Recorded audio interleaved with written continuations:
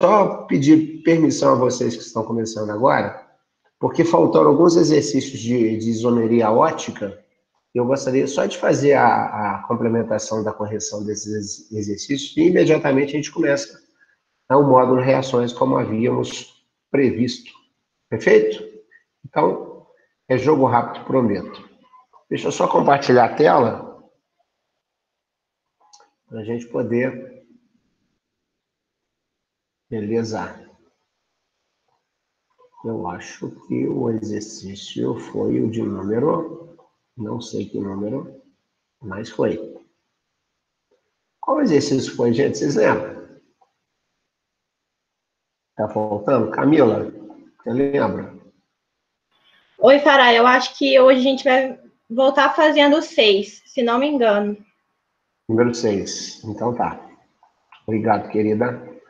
Gente, tô gravando, tá? Depois eu disponibilizo a aula. E outra coisa, as meninas que estão estreando, quando eu abro esse slide assim para mim aqui, eu não vejo o chat. Então fiquem bem à vontade para poder questionar, para poder perguntar. Pode interromper à vontade, estou aqui para isso. E que eu puder ajudar, estou ajudando. Perfeito? Exercício número... Deixa eu chegar lá. 6. Beleza. Isso nós fizemos.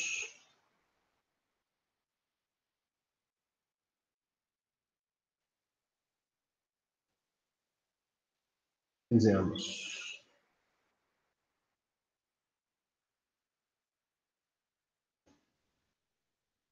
Ué. Eu acho que eu peguei o arquivo errado. É mole o que mais? Só faltava essa, gente. A Rafa. Chegou a Rafa. Bem-vinda, Rafaela.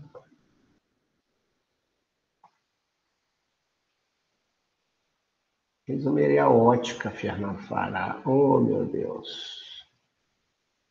Desculpa, gente. Tô ficando doido mesmo. É ótimo.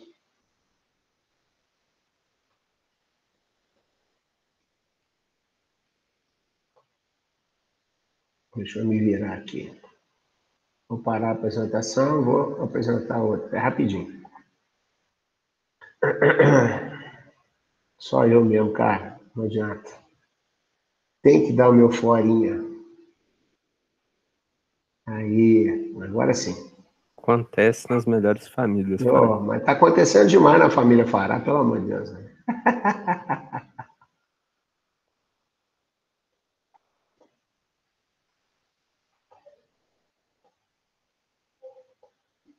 Beleza. Agora vai, Rick.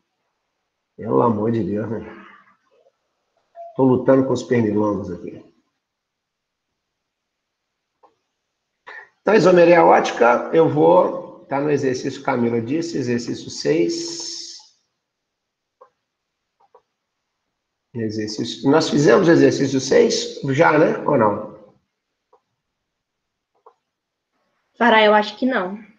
Ainda não. Fizemos não. Então, perfeito. Beleza. Então, fazendo a correção rápida, no exercício 6, utilizando a estrutura do éster ramificado do bombicol, um feromônio excretado pelos tamanduás, dado abaixo, determine o total de estereoisômeros que poderão ser encontrados. Estereoisômeros, então, só para lembrar, refere-se à isomeria espacial geométrica, à isomeria espacial ótica. Eu peço para você, através dessa estrutura, observar a presença de quê?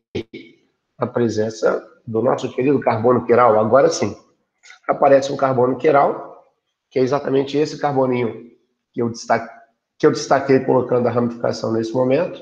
Olha lá. Esse aqui é um carbono quiral, né? E existe uma dupla ligação com R1 diferente de R2 e R3 diferente de R4. Então, esse composto, na verdade, ele tem isomeria ótica pela presença do carbono quiral. Ele vai ter o destrógeno levógeno e vai ter o estereoisômero geométrico, o cis e o trans, em virtude da presença da dupla com R1 diferente de R2 e R3 diferente de R4. Portanto, afirmo para você que ele existe como cis e como trans, e afirmo também que ele existe como destrógeno e como levógeno. Então, para você responder essa pergunta, quais são eles? Quantos são 4? Agora, quais são eles? Eu posso falar que ele, sendo cis, ele pode existir como destrógeno e como levógeno. E sendo trans, ele vai existir também como destrógeno e como levógeno. 4. Mas você não conta cis, trans, destrógeno e levógeno. Não. Você conta cis D, cis L, trans D e trans L. Para ele existir como ótico D e como ótico L, ele primeiro tem que estar na forma cis e também na forma trans para poder fazer estas configurações existirem. Portanto, resposta 4. Tá? Se tiverem dúvida, me falem, gente. Exercício 7. Determine o total de isômeros do composto de fórmula C4H8. Essa questão, queridos, vocês não vão acreditar. Ela caiu em 1977, aqui em Juiz de Fora, e depois caiu em 79.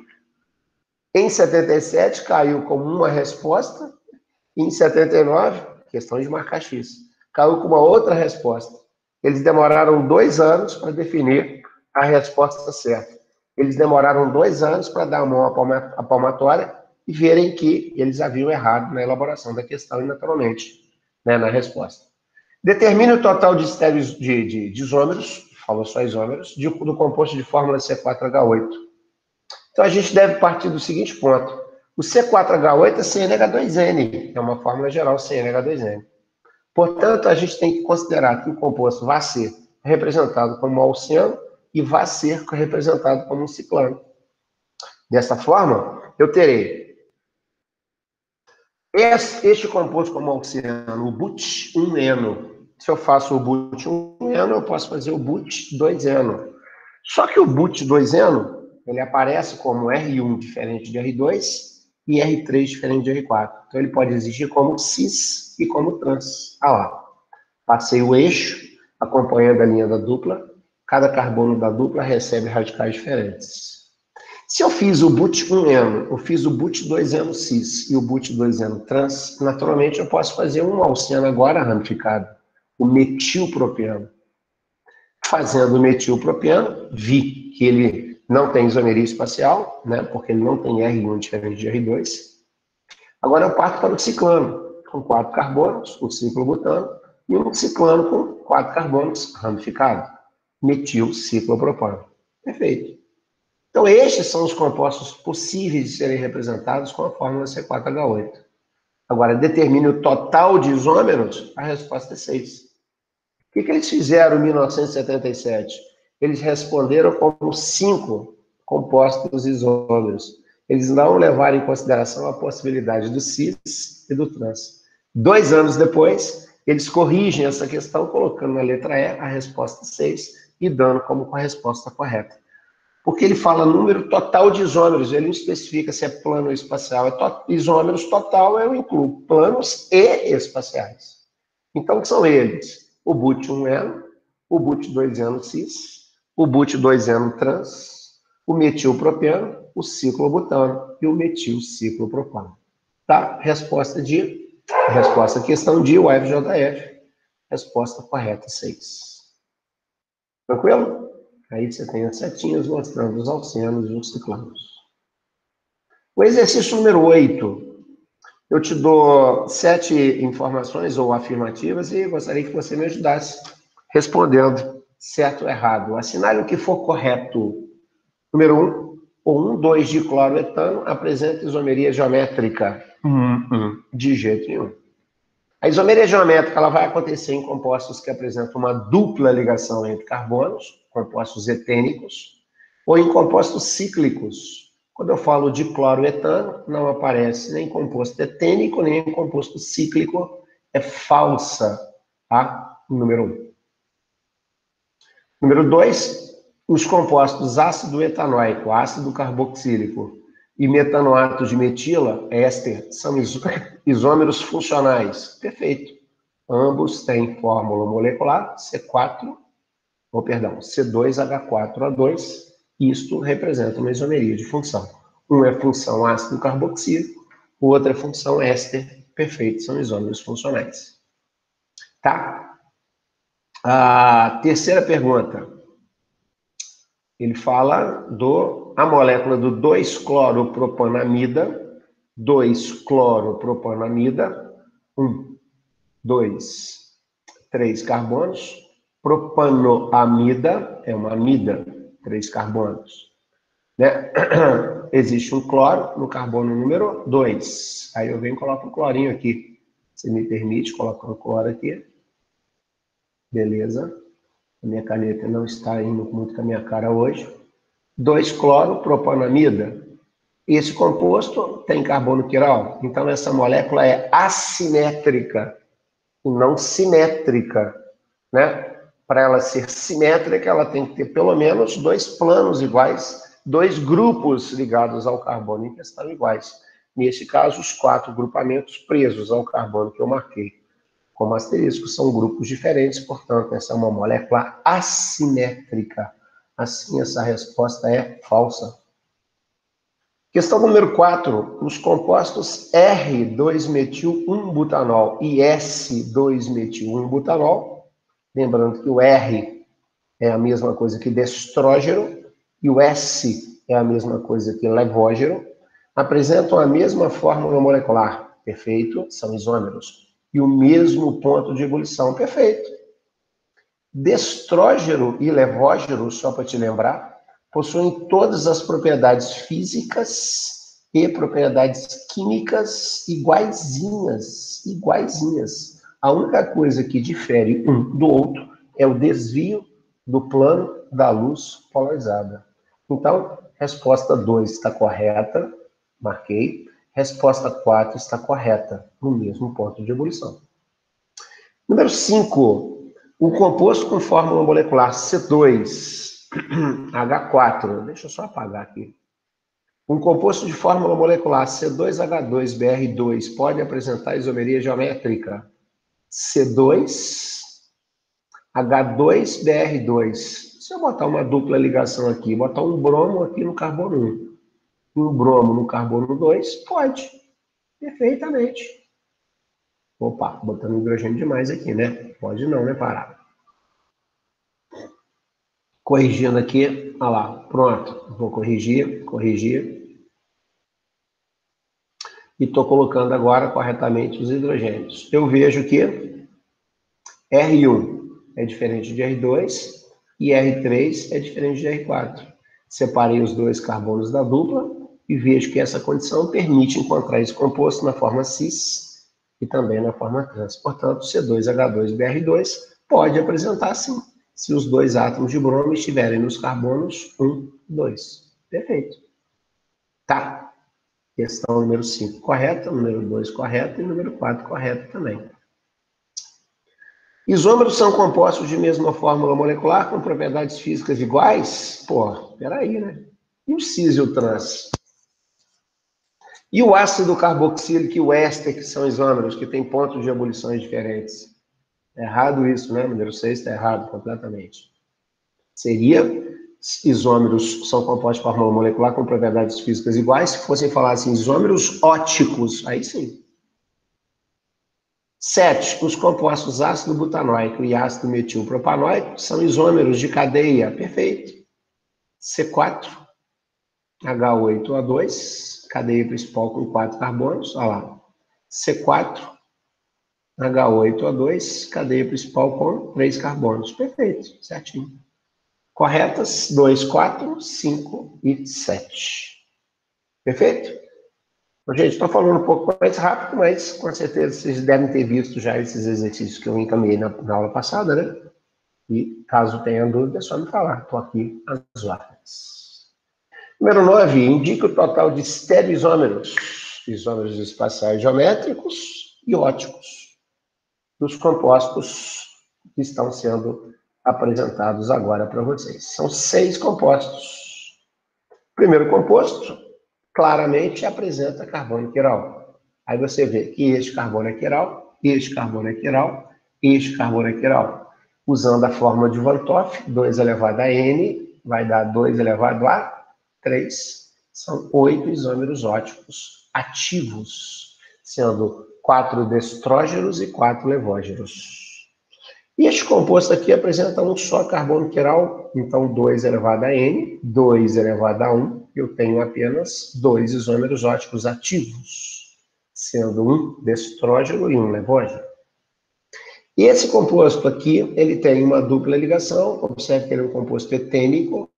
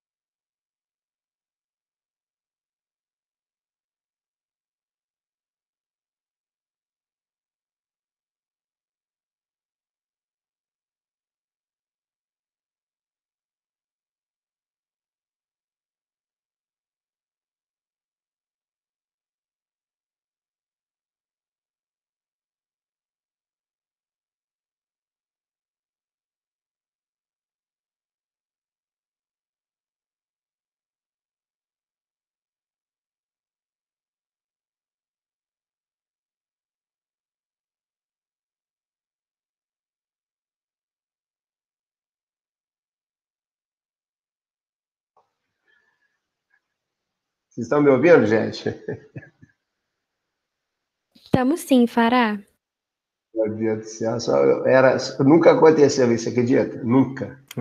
Acontece. Cachorro latindo, é pernilongo me picando, é sem luz, já tá ótimo. Não, o que eu só fiquei assim impressionado foi que a luz apagou e você continuou dando aula.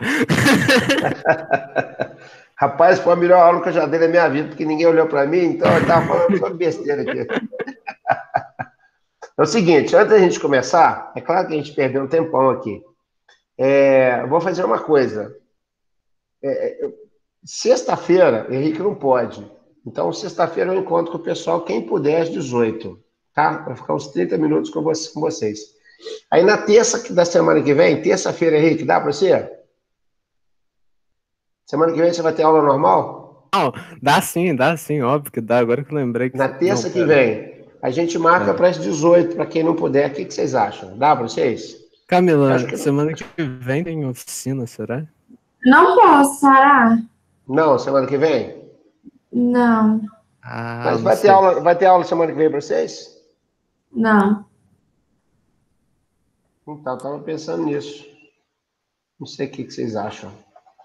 Porque a gente tem eu e a Camila, a gente tem uma aula de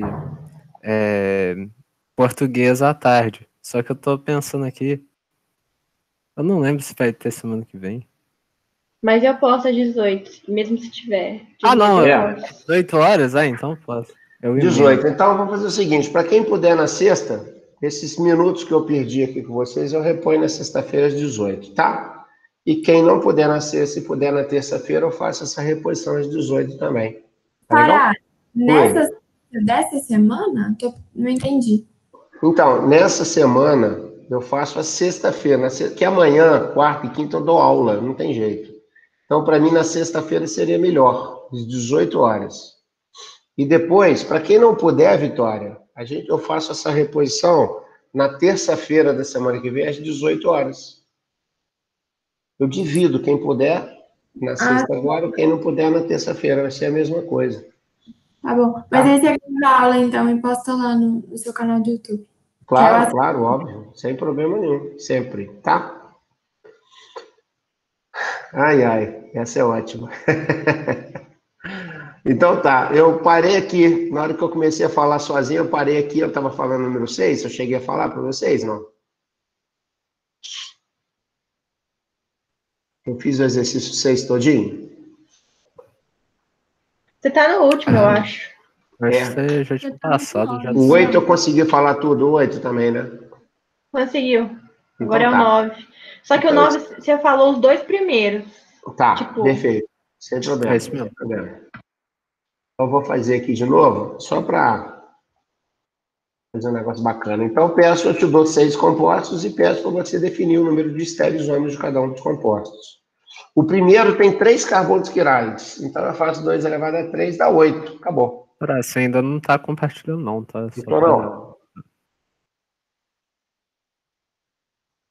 Vou compartilhar aqui. Eu pensei que eu tivesse. Foi. Camila, falha minha. Eu me empolguei aqui. Agora sim. Agora eu compartilho. Eu acredito que vocês devam ver. Tá vendo aí agora? Sim. Beleza. Então, show. Exercício, então. Indica o total de estereoisômeros. 6 compostos que eu te dei. O primeiro composto tem 3 carbonos quirais. Os 3 carbonos quirais são esses aqui, ó. Né? Vou pegar aqui, ó, canetinha vermelhinha. Esse carbono quiral, esse carbono quiral, esse carbono quiral. Aí eu faço 2 elevado a 3, né? É a fórmula de Van 't Hoff. Acho 8. 8 isômeros óticos ativos. Se alguém pedir para você destrógeno e levógeno, é só dividir, né? Metade destrógeno e metade levógeno. O segundo composto, um carbono quiral apenas, eu faço 2 elevado a N, 2 elevado a 1. Vai dar 2 isômeros óticos ativos. Olha lá. Bem fácil. Esse composto aqui, cai naquela situação que nós fizemos no exercício anterior. Ele tem R1 diferente de R2 e tem o R3 diferente de R4, olha lá. Então ele tem cis e trans, então ele vai ter o cis, olha lá. Ele vai ter o trans. Maravilha. Bacana. Espero que a luz não caia. Foi aqui que ela caiu. E tem carbono quiral. Se ele tem carbono quiral, ele vai ter destrógeno e levógeno na forma cis e vai ter destrógeno e levógeno na forma trans. Então, na verdade, ele vai ter 4 isômeros espaciais. E esse composto aqui, o quarto composto, você vai perceber que esse carbono aqui ele é quiral, a vitamina E tem um carbono quiral, tem um segundo carbono quiral, e tem esse carbono aqui que é quiral também, ó. Se você passar o eixo aqui dividindo no plano ao meio, você vai ver que a parte de cima é completamente diferente da parte de baixo. Então ele é quiral também. Se ele é quiral, eu faço 2 elevado a 3, dá 8 de novo, né? Opa. Dá 8 de novo. Opa.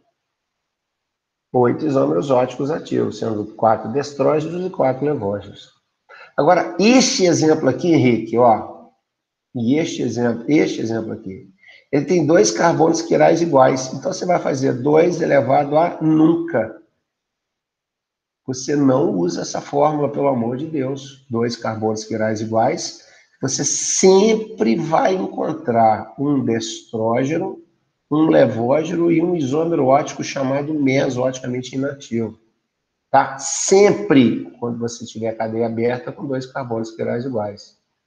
Agora, se eu tiver 2 carbonos quirais iguais em cadeia fechada, você vai lembrar que existe o cis e existe o trans. R1 diferente de R2 e R3 diferente de R4. Só que tem um detalhe. Se você projeta o cis no espelho, você vai ter uma imagem simétrica. As imagens serão sobrepostas. Agora, o trans não. O trans ele vai existir como forma destrógena, como forma levógena, ou seja, o trans sempre vai possuir enantiômeros. Por isso que a resposta deste composto aqui do ácido tartárico são 3 isômeros óticos, tá? E o composto aqui de baixo vai ter 3 estereoisômeros. Um geométrico que vai ter isomeria ótica destrógena e uma isomeria ótica levógena. Então, na verdade, serão 3 isômeros espaciais no total. Beleza? 3 e 3. Era isso que eu queria te mostrar na isomeria ótica. Se vocês tiverem dúvida em alguma coisa, por favor, façam um contato comigo. Né? O WhatsApp está aí, eu estou aí à disposição. Quem me conhece sabe que eu estou sempre à disposição de ajudar, independente do horário, independente daquilo que você está... no horário que você precisar, eu estou sempre te ajudando aí. Vamos começar com as reações, com a parte da matéria que vocês mais amam. É a parte que o pessoal mais gosta, né? Olha só a cara da Camila de felicidade dela, né? Quando vê uma assunto reações, o Henrique adora também. Reações orgânicas, compartilhando a tela com vocês. Vou compartilhar agora. É um assunto... A gente gosta do nosso jeito, né, Fará? É, de um jeito maravilhoso. Grande Henrique. Pronto, reações orgânicas. Começamos. Então, apesar desse pico de luz aí, poderia imaginar que fosse acontecer, vou apresentar para você a parte de reações de uma forma bastante objetiva. Não serei prolixo. Gostaria muito que vocês tivessem a tranquilidade e principalmente a liberdade para tirar dúvida comigo. Peço falando aqui. Pergunta que você tem que perguntar, mesmo que você acha que tenha entendido. Se você quiser perguntar de novo, por favor, estou às suas ordens. Então, a parte de reações, naturalmente, eu tenho 3 tipos de reações orgânicas básicas. O primeiro tipo de reação orgânica eu encaixo no esquema A mais B dando C. O segundo tipo de reação orgânica eu encaixo no esquema A mais B dando C mais D. E o terceiro tipo de reação generalizada eu tenho um esquema que eu encaixo no A dando B mais C. Lá na química inorgânica, nós chamávamos esse esquema inicial aqui de síntese ou adição. Esse aqui, ó. Síntese ou adição. Eu boto uma canetinha aqui para a gente escrever. Só que aqui na química orgânica nós chamamos de adição. Isto daqui é o composto que sofre a reação. E este composto é o composto que provoca a reação. Por isso que eu chamo esse composto que sofre a reação de substrato e este que provoca a reação de reagente. E esse aqui, naturalmente, é o nosso produto. Então, isso aqui é uma reação de síntese ou adição. Na química orgânica, nós chamamos de reação de adição. Uma reação que eu chamo de adição, mas, na verdade, eu gosto de chamá-la, de verdade, de apição. Porque o meu substrato terá sempre ligação π. Então, para eu quebrar uma ligação fraca, que é uma ligação π, é fácil. Nem sempre eu vou precisar de catalisador. Nem todas as reações de adição precisam de catalisador. Por quê? Porque eu vou tentar e vou conseguir romper uma ligação fraca, que nós chamamos de ligação π. Daqui a pouco eu falo mais. Reação de A mais B dando C mais D. Meu substrato, meu reagente e meus dois produtos.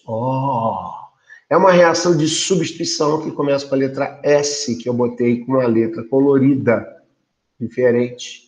S de sigma, S de strong, S de forte. Que para eu romper uma ligação sigma, não é mole, não. Eu preciso de catalisador. Sempre catalisador. Toda reação de substituição exige a presença de catalisador. Toda reação de substituição exige a presença de catalisador. E a reação de eliminação, que vocês conhecem lá na química inorgânica como análise ou decomposição. Eu parto de um composto estável e vou atingir a formação de um composto instável. Então, é o oposto da adição, se você perceber. É uma reação de adição ao contrário, né?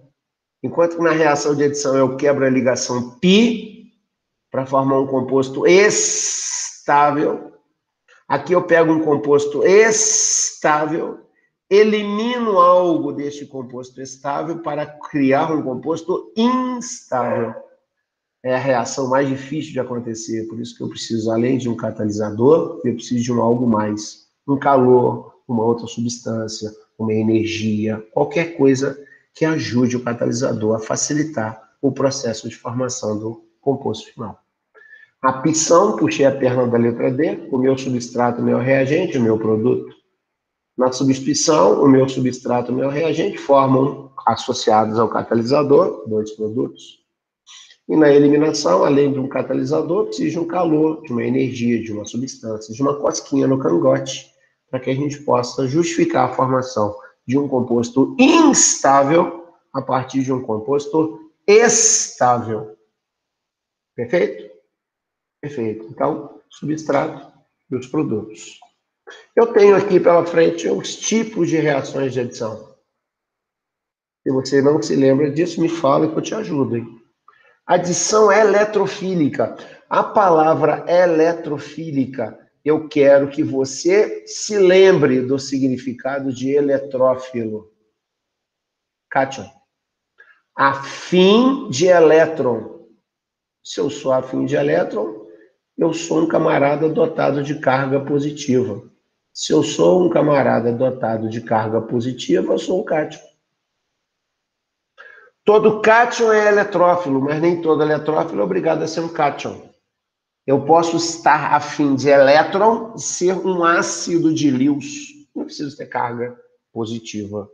Então, eu repito para você. Todo cátion é um eletrófilo, mas nem todo eletrófilo precisa ser cátion. Precisa, na verdade, é ter necessidade de agir sobre um elétron, ou seja, precisa de elétron. Vou te dar um exemplo de adição eletrofílica. A primeira coisa que você vai ver, uma reação de adição que tem ligação π entre carbonos. Olha lá, é um composto π saturado. Ó, isso é importante pra caramba, hein? Segunda coisa, não existe catalisador aqui. E eu queria muito que você guardasse os catalisadores mais importantes da química. Níquel, paládio, platina, mais calor. Raio ultravioleta, também conhecida nas bocadas com o nome de LUTs. e peróxido. Estes são catalisadores que eu acho fundamentais você conhecer, porque estes catalisadores são chamados catalisadores especiais. Aqueles que provocam uma ruptura numa ligação química, por exemplo, cloro-cloro. Se eu submeto o cloro a um desses agentes catalisadores especiais, a quebra da ligação entre o cloro e o cloro será feita em partes iguais, que eu chamo de homólise. Agora, se nenhum destes 3 catalisadores surgirem numa reação orgânica, a ruptura da minha ligação vai ser uma ruptura heterolítica, valorizando principalmente a diferença de eletronegatividade que ocorre entre os átomos que se ligam. Por isso o hidrogênio ele sai dessa molécula com carga positiva e esse cloro fica com carga negativa exatamente por ser o elemento mais eletronegativo. Tranquilo até aí? Pará, Oi, querida. você colocou ali a platina, mas aí ela só funciona com calor, alguma coisa assim? Isso, é sempre níquel com calor. É sempre paládio com calor. É sempre platina com calor. É o conjunto da obra. Só que na prova do PISM, eles têm costume, a UFJF, de colocar sobre a seta só níquel. Não é pegadinha. Então, se aparecer só níquel para você na prova do PISM, considere um catalisador especial capaz de promover a quebra por homólise. Tá? Mas o certo é colocar sempre níquel, ou paládio, ou platina, associado ao calor. Tá? Entendi, obrigada. De nada. Então é o seguinte, o que eu vou falar para vocês agora? Eu vou apagar tudo que eu escrevi, vou deixar o slide falar por si só. Se vocês quiserem que eu explique, eu escreva novamente, eu estou às ordens. Primeira coisa que vai acontecer, não tendo catalisador especial, vai formar cátion e ânion, ou seja, uma quebra por heterólise. Preste bem atenção, olha lá Camila, olha lá Henrique, olha lá Daniel. Entre os 2 carbonos da molécula orgânica do substrato, existe uma ligação π. Essa ligação π, me permita escrever, essa ligação π, ela é formada por 2 elétrons.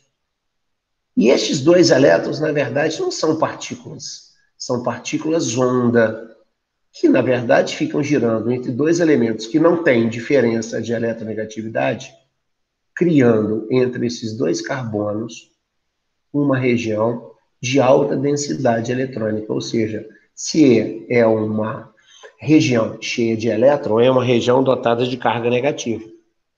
Queridos, se essa região é dotada de carga negativa, é claro que quem vai atacar o substrato primeiro vai ser exatamente aquele elemento que está deficiente de elétron. Vai ser o cátion. E se cátion é o eletrófilo, eu posso falar que isso é uma adição eletrófila. Então, para a gente poder classificar uma reação de adição, de substituição, a gente tem que observar a carga elétrica do carbono do substrato. Se a minha região, a minha carga elétrica do carbono é negativa, é óbvio que quem vai atacá-lo primeiro é quem vai ser de carga. Aquele vai ser de carga negativa, aquele de carga positiva, que é o nosso querido cátion, que é o nosso querido eletrófilo. Basicamente isso. Então, eu vou soltar aqui o slide para você ver. Olha o que eu faço, gente.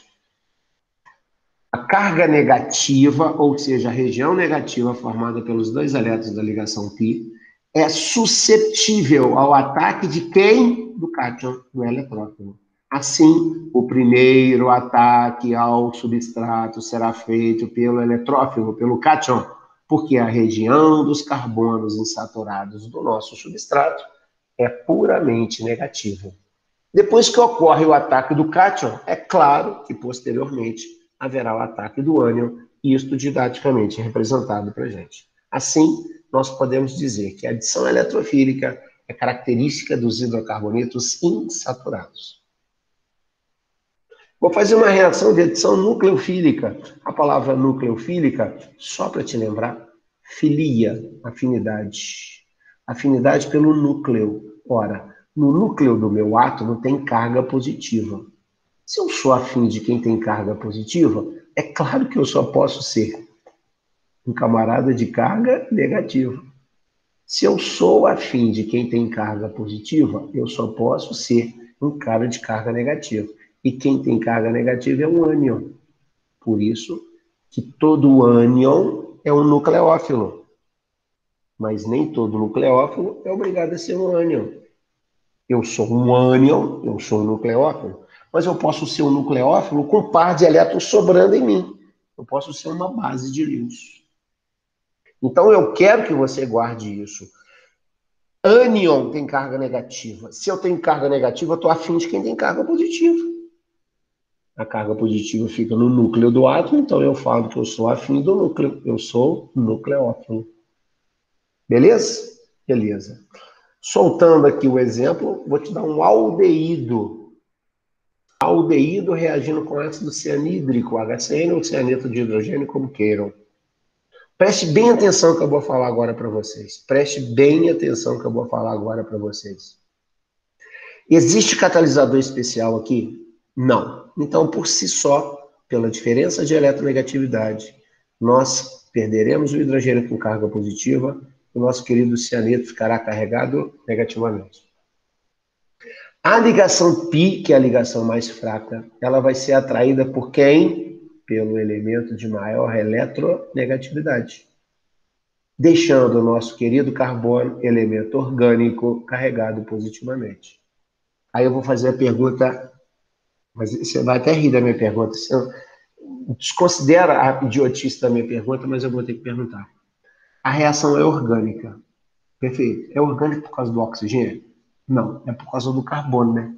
Então, eu vou ter que olhar sempre, para eu poder classificar uma reação na química orgânica, eu tenho que olhar a carga do carbono do substrato. A carga do carbono do substrato é que vai receber o reagente que vai classificar a reação. A carga do carbono do substrato, ela é positiva. Concordas comigo? Cara, se a carga do carbono do substrato ele é positiva, adivinha quem vai atacar ele primeiro? Quem tem carga negativa. Negativo começa com a letra N. N de quê? Nucleófilo. Por isso que toda vez que nós tivermos diferença de eletronegatividade na molécula orgânica, o nosso carbono ficará carregado positivamente e fará com que a reação se torne uma reação de nucleofilização. Só isso. Vou apagar o que eu escrevi para que você possa ter noção da minha explicação. Heterólise, hidrogênio cátion, cianeto ânion. Carga ligação π vai ser atraída pelo elemento mais eletronegativo. Portanto, o oxigênio fica negativo e o carbono fica positivo. Eu vou lá querer mexer com oxigênio? Eu não. A reação é orgânica. A reação é orgânica por causa do carbono. Se o meu carbono, o substrato, tem carga positiva, é natural que ele seja atacado primeiro por quem tem carga negativa. Assim, nós falamos o seguinte: o primeiro ataque ao substrato vai ser um ataque nucleófilo, do ânion. Por quê? Porque a carga do carbono. Eu escrevi errado ali, tá? Por que tira essa palavra, esse entre aqui? Tem esse entre aqui, não. Eu vou corrigir, depois vou mandar para vocês os slides. Porque a carga do carbono do grupo funcional do substrato tem carga positiva. A carga. Porque o carbono do grupo funcional do substrato tem carga positiva. Só isso. Então, quem permite que a classificação da reação seja dada é a carga do carbono do substrato. Se ela é negativa, permite-se o ataque do cátion eletrófilo. Se ela é positiva, permite-se o ataque do ânion nucleófilo. Só isso. Agora, se eu tiver uma reação em que em cima da seta apareça níquel, ou, vou até escrever de novo para você, apareça níquel, ou paládio, ou platina, com calor, ou raio ultravioleta, também conhecida como LUS, ou peróxido, principalmente o peróxido de hidrogênio, que é água oxigenada, você pode ter certeza absoluta que vai acontecer isso. Olha, quebra em partes iguais. Quebra em partes iguais. Se eu vou quebrar em partes iguais, deixa eu mostrar aqui a quebra em partes iguais, ela vai gerar o quê? Quebrei em partes iguais e gerei radicais livres. O que vai acontecer? Se no meu reagente houve uma ruptura homolítica, é natural que no meu substrato também ocorra uma ruptura homolítica da ligação π. E a ligação π sendo rompida homoliticamente, também serão formados radicais livres. Assim, este hidrogênio vai atacar este carbono e este hidrogênio vai atacar este carbono. Fará, quem vai atacar primeiro, o hidrogênio ou o hidrogênio? Vou te dar uma resposta, o hidrogênio. Ou seja, toda vez que você tiver catalisadores especiais, toda vez que a reação ocorrer por radicais livres, não existe uma prioridade de ataque ao substrato. O ataque é simultâneo, ao mesmo tempo. Ninguém leva vantagem. Assim, apaguei tudo que eu escrevi para você. Ó. Assim, eu terei a formação de radicais livres no carbono, Os radicais livres aqui, esqueci de representar, mas também são formados. Ó lá. Um hidrogênio vai atacar um carbono, o outro vai atacar outro carbono. Assim, teremos a formação de um composto saturado, em que justifica-se o ataque ao substrato simultaneamente pelos radicais livres. Fará. Oi, querida. Aí, no caso, qual hidrogênio vai atacar qual carbono não faz diferença, não. Não, absolutamente. Aí absolutamente. Aí, nesse caso, não vai influenciar em nada, tá? Não vai interferir em nada.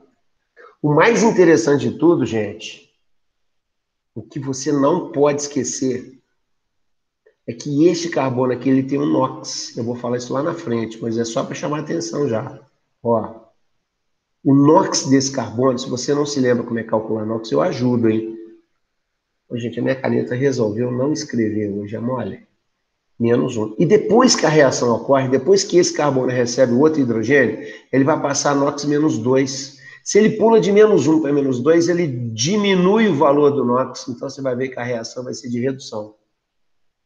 Então, lá na frente eu vou falar que a reação sendo de hidrogenação, ela poderá ser chamada também de reação de redução. Eu vou falar isso depois com calma, fiquem tranquilos. Podem ficar tranquilos, que eu não vou deixar de falar isso de jeito nenhum para vocês. Tá? Eu posso só falar das reações de substituição, gente? Eu sei que já extrapolei o tempo aqui. Posso ficar mais alguns minutinhos só para falar de substituição? Tem algum empecilho para vocês? Alguém tem aula? Se quiser ficar mais 1 hora, pode. Que isso, Henrique. Muito obrigado. Depois dessa essa ausência de lance. Tipo de reação de substituição. Poxa, a substituição é A mais B, dando C mais D. Substituição é troca. Eu queria tanto que vocês guardassem isso. Esquece isso não, gente. Substituição é troca. E é esta palavra que indica troca. E esta palavra aqui indica cátion. Então, se você falar substituição eletrofílica, é troca de cátion. Sai um cátion do substrato e entra um cátion do reagente. Olha o exemplo que eu vou te dar. Benzeno. Benzeno, nosso querido benzeno, passa em frente a uma igreja, você sempre vai ver um padre benzeno. E esse nosso querido benzeno, ele tem como característica marcante os seus 6 hidrogênios exatamente iguais, porque os 6 hidrogênios estão ligados em carbonos secundários. Eu submeto o benzeno à presença de cloro em contato com este composto que para mim é o mais importante de todos aqui. Isso chama-se ácido de Lewis. Ácido de Lewis. Qual que é a função do ácido de Lewis? Fernando Fará? Provocar o que a gente chama de heterólise do cloro. Vou tirar isso daqui primeiro, só para te mostrar. Este ácido de Lewis é que provoca esta quebra. Acredite se quiser, cátion e ânion. Depois eu explico como é que forma isso aqui bonitinho. Ô, benzeno, você vai perder carbono? Não tem jeito de perder carbono, não. Quem está querendo fazer uma substituição é o cloro. O cloro só é capaz de fazer uma ligação e eu, o carbono, faço 4. Então, só vou perder o quê? Só posso perder hidrogênio. Qualquer hidrogênio? Todos os hidrogênios são iguais. Se este ácido de Lewis provocou uma heterólise nesse reagente, no meu substrato vai ter uma heterólise também. Então, o meu carbono vai ficar negativo e o meu hidrogênio vai sair com carga positiva. Por que fará? Ué, porque entre carbono e hidrogênio, o carbono é muito mais eletronegativo do que o hidrogênio. Assim, a gente faz o seguinte, olha só que legal. Quebrei por heterólise, eu não, né? O ácido de Lewis que quebra. O cloro fica positivo, o cloro fica negativo. Aí o cloro com carga positiva fala assim, é o hidrogênio que vai sair? Vai, sai hidrogênio. E eu vou entrar em seu lugar. Pronto, uma troca. Uma troca de cátion. Saiu o hidrogênio, cátion. Entrou cloro, cátion. Se isso foi possível, foi devido à presença do ácido de Lewis. É ele que provoca a heterólise do reagente. Aí você fala assim, pô, mas como é que eu sabia que o FSL3 é um ácido de Lewis? Olha os mais importantes ácidos de Lewis ali. O X, queridos, o nosso querido X, aqui. Cadê o X? Cadê o X? Ah, o X está aqui. O X é qualquer elemento que esteja fazendo parte da família 7A. Se você quiser ir mais além disso, qualquer elemento que faça uma ligação só. Boro ligado a X 3 vezes. Alumínio ligado a X 3 vezes. Ferro ligado a X 3 vezes. E o zinco, ex-jogador do Flamengo, ligado ao X 2 vezes. Estes são os principais exemplos de ácidos de Lewis. São aqueles compostos que precisam receber par de elétron. Por isso que eles quebram a molécula do cloro dessa forma, se juntando a quem tem par de elétron para eles. Olha lá. Uau. Por isso que eles deixam o cloro prontinho para poder substituir o hidrogênio. E quando o hidrogênio sai, ele vai lá nessa estrutura chamada FSL4 negativo e pega o hidrogênio, o cloro que tem a mais ali, para formar com ele o HCl. Parte mais importante dessa reação, ácido de Lewis. Se a gente não tiver ácido de Lewis, a reação não ocorre. Beleza? Então, o primeiro ataque ao substrato será feito pela eletrófila. Aí você fala assim, como é que é mesmo? Como é que o Fará falou aquela hora? Olha o substrato. Meu substrato está aqui, ó. Aqui, ó. Olha o substrato aqui. Olha a carga do carbono do substrato. Qual que é? Negativo. Quem vai atacar ele primeiro? Quem tem carga positiva. Por isso que é um ataque eletrófilo. O primeiro ataque é eletrófilo. Sempre olhar a carga do carbono do substrato. O primeiro ataque ao substrato será feito pelo eletrófilo, porque a carga elétrica do carbono do substrato é negativa. Só isso, apenas isso. Dica para você. Anel aromático, 99,98% dos casos, fará substituição eletrofílica. Anel aromático prefere as reações de substituição eletrofílica. Vai guardando essas dicas aí que é bom para você. Penúltima reação de hoje, para não te cansar, beleza? Substituição nucleofílica, uma troca. Troca? Substituição é troca? É troca. Nucleofílica, a palavra nucleofílica começa com a letra N. N de negativo. Então é uma troca de ânions. Troca de ânions. Olha o exemplo que eu vou te dar. Aleto orgânico, reagindo com KOH. Olha a setinha. Em cima da setinha temos água. Oh! Olha que legal, gente. No meu recipiente, eu tenho água. Aqui é água, tá? Se eu jogar neste recipiente KOH, você sabe que KOH é uma base forte. Não pode ver água. Se entrar em contato com água, ela sofre uma dissociação. Se sofre uma dissociação, eu vou ter potássio na forma aquosa e a hidroxila também na forma aquosa. Aí tá, beleza. Então a água é que provoca isso, olha, heterólise, dissociação. Você pode chamar de heterólise, dissociação. Tem gente que não gosta de falar de dissociação porque não sabe se é com 2 S. Então é melhor falar heterólise. Aí você vai ver o seguinte. Presta atenção agora. Seu conhecimento de química é fundamental. Tá vendo esse composto aqui? Tem metal aqui? Não. Carbono é ametal. Hidrogênio é ametal e bromo é ametal. Aí o potássio fica todo engraçadinho. Faz, eu vou reagir. Eu vou reagir. Não vai não, potássio. Você é metal, bicho. Metal desloca metal. Como não tem metal aqui, você vai ficar sentadinho no seu cantinho ali, e quando chegar a sua hora, a gente chama. Pô, sacanagem. Então o potássio sai de cena. Sobra para quem? Para a hidroxila. Por quê? Porque a hidroxila é formada de oxigênio a metal e hidrogênio a metal. A hidroxila é monovalente. E ela vai poder deslocar alguém que também seja monovalente. Oh! A hidroxila desloca o bromo? Por quê? Porque o oxigênio tem uma eletronegatividade maior do que o bromo. É mesmo, Fernando Fará? É só isso. Então, quebrei por heterólise ou dissociação o KOH. O potássio fica de castigo, porque ele não pode participar, porque ele é metal, e o bromo é que vai sair da molécula. Porque a hidroxila vai ser capaz de, dá licença que eu estou chegando, dá licença que eu sou mais reativo, dá licença que eu sou mais eletronegativo que você. Sai bromo, se junte o potássio, pronto. Vou formar o quê? O álcool e o KBr. Perguntinha que eu quero fazer para você. Substrato é isso. Qual que é a carga do carbono do substrato? Positivo. Então, quem ataca ele primeiro? O negativo. O negativo começa com a letra N. N de quê? Nucleófilo. Isso, uma substituição nucleofílica. Agora, lá. O primeiro ataque ao substrato será feito pelo nucleófilo, porque a carga elétrica do carbono do substrato é positiva. Agora, uma perguntinha. Tira água. Vê se a reação ocorre.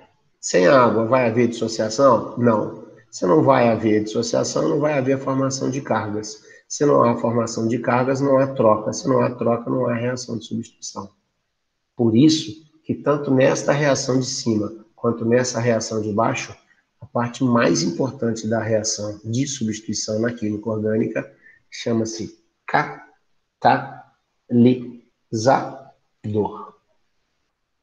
Última reação de hoje, para não cansar vocês, reação de substituição por radicais livres.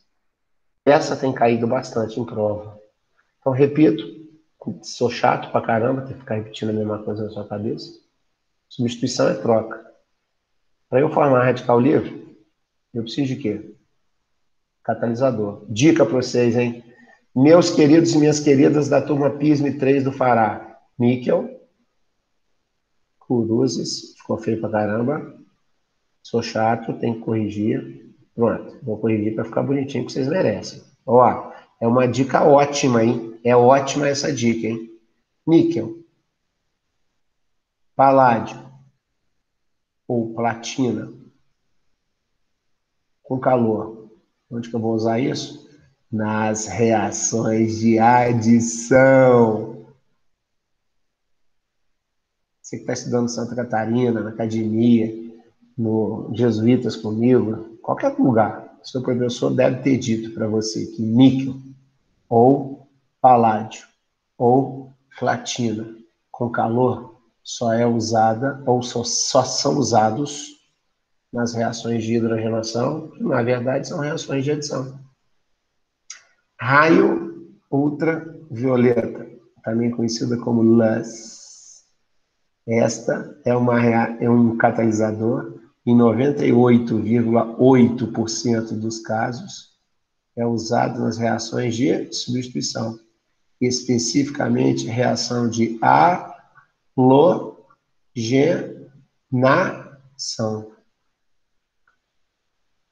Ou como isso aí ajuda, cara. E a água oxigenada, o tal do peróxido? Claro que eu vou falar para você que é uma situação especial, é uma situação anômala. Ela é usada nas reações de adição de um camaradinho chamado Karash, do amigo íntimo dele chamado Maio, que fizeram um estudo e viram que, sem querer uma reação deles, invertia a regra de um camarada conhecidíssimo na química orgânica chamado Marco Virikov. Se vocês souberem essas duas primeiras informações aqui, ó, eu vou dormir tranquilo hoje. Eu vou dormir tranquilo. Essas duas informações, níquel, paládio, platina e calor, você usa nas reações de adição, sendo adição por hidrogênio e hidrogenação. E raio ultravioleta LUS, ou luz ultravioleta, você usa nas reações de substituição, especificamente na halogenação. Tá? Vou apagar aqui, vou apagar tudo, só para soltar a última reação, para você ficar livre de mim, por enquanto. Substituição por radicais livres. Olha o exemplo que eu estou te dando. Um alcano. Grande alcano. E esse alcano é chique, hein? Esse alcano vai ter que ter o quê para a reação acontecer? Luz. Esse alcano tem que ter o quê? Luz para provocar o quê? Formação de radicais livres. Homólise. Esse carbono é primário. Perfeito. Esse carbono é primário. Perfeito. O cloro só faz uma ligação. Você acha que o cloro vai entrar no lugar de carbono que faz 4 ligações? O cloro só vai poder entrar no lugar do hidrogênio. Qual é o hidrogênio? Do carbono primário, do carbono primário, do carbono primário, do carbono primário, do carbono primário ou do carbono primário? Poxa, eu acho que é do carbono primário. Então, vou fazer o quê? Eu vou uma quebra aqui, estabelecer qualquer outro carbono, quebra e vou formar um radical livre. E esse hidrogêniozinho que vai sair aqui, gente, vai se juntar ao cloro, ó, vai formar HCl. É o nosso cloreto de hidrogênio.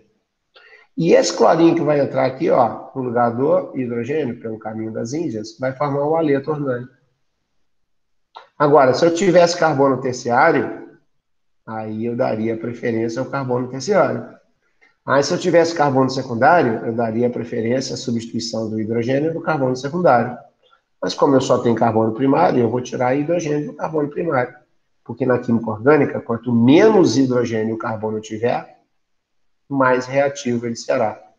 Quem inventou isso? Foi o Farah? Não, foi um cara chamado Sites-F. Sites-F. Sai hidrogênio do carbono menos hidrogenado, preferencialmente. Então, eu vou tirar de quem tem menos. Eu vou tirar de quem tem menos. Vou tirar o quê? Hidrogênio. Eu tiro de quem tem menos. Assim, soltando o slide, você tem a homólise, radical livre. Você tem a homólise do carbono primário, que todos eles são primários. Eu tenho uma troca justa. Sai o hidrogênio, entra cloro. Sai o hidrogênio, se junta ao outro cloro, formando cloreto de hidrogênio. Não fala ácido clorídrico, não, tá? Que não tem água. Para ser ácido, ele tem que estar ionizado. Por isso que você fala gás clorídrico ou cloreto de hidrogênio. Essa é uma reação de substituição por radicais livres, claro, influenciado pelo raio ultravioleta, que ela, né, a luz, que vai fazer com que haja a formação dos radicais livres. E retira-se preferencialmente hidrogênio do carbono menos, não sei escrever, estou aprendendo, estou sendo alfabetizado, vou assistir aula lá na Oficina das Letras com o meu querido amigo Henrique, tá? Só para aprender a escrever menos. Então, retira-se preferencialmente hidrogênio do carbono menos hidrogenado. Isto representa a regra de Sites-F. Paro por aqui, porque eu cansei vocês. Na sexta-feira, às 18 horas, eu farei a complementação desse assunto. E depois, na terça-feira da semana que vem, eu repetirei essa complementação para vocês, tá? Para a gente não poder, né, ficar sem esses minutinhos que, para mim, são extremamente importantes. Nossa, falei demais. Peço desculpas a vocês se eu falei demais. Não sei se eu atingi o meu objetivo. Você? O que vocês acharam? Camila, entendeu? Não entendeu? Foi ótimo, Farah. Foi ótimo. Henrique, matou a saudade. Bom enquanto durou. Foi bom enquanto durou. Aqui, então, um beijo. Sexta-feira, quem puder, às 18, eu faço a complementação, tá? E terça-feira, um beijo para todo mundo. Muito obrigado. Desculpa esse infortúnio aí, mas eu prometo que nunca mais vou ficar dando aula para ninguém, tá? Com a luz apagada. A luz vou botar um rádio ultravioleta para continuar fazendo por radicais livres. Caraca. Beijo. Obrigado por tudo, gente. Sem problema não, Farah. Beijos. Tchau. Farah, Fala, uma pergunta. Não vai, tipo, ter aula no... aula original, assim, entre aspas? Eu não sei como que eu vou expressar esse nome, mas não vai ter, tipo, aula na semana que vem, sem ser a da reposição, não? Não, porque é segunda e quinta. Então, segunda e quinta a gente tem feriado. Uhum. Então, os meninos pediram, de um modo geral, porque acesso nos cursos, para a gente não poder dar aula nessa semana, entendeu? Aí eu aceitei. Mas depois a gente repõe isso, entendeu? É bom para descansar, tá todo mundo realmente muito cansado, muito saco cheio. Eu ia perguntar em relação à reposição, essas coisas. Não, a gente vê isso depois com calma, com comum acordo. Que os horários de vocês estão tão complicados quanto os meus, então a gente tem que ver com calma. Mas ninguém vai sair prejudicado, mas se Deus quiser.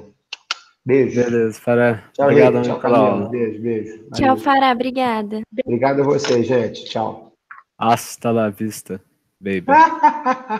Hoje eu dizia o Deus Arnold Schwarzenegger. Arnoldo Schwarzenegger. Valeu, Valeu, Rico. Um abraço, cara. Tchau. Valeu.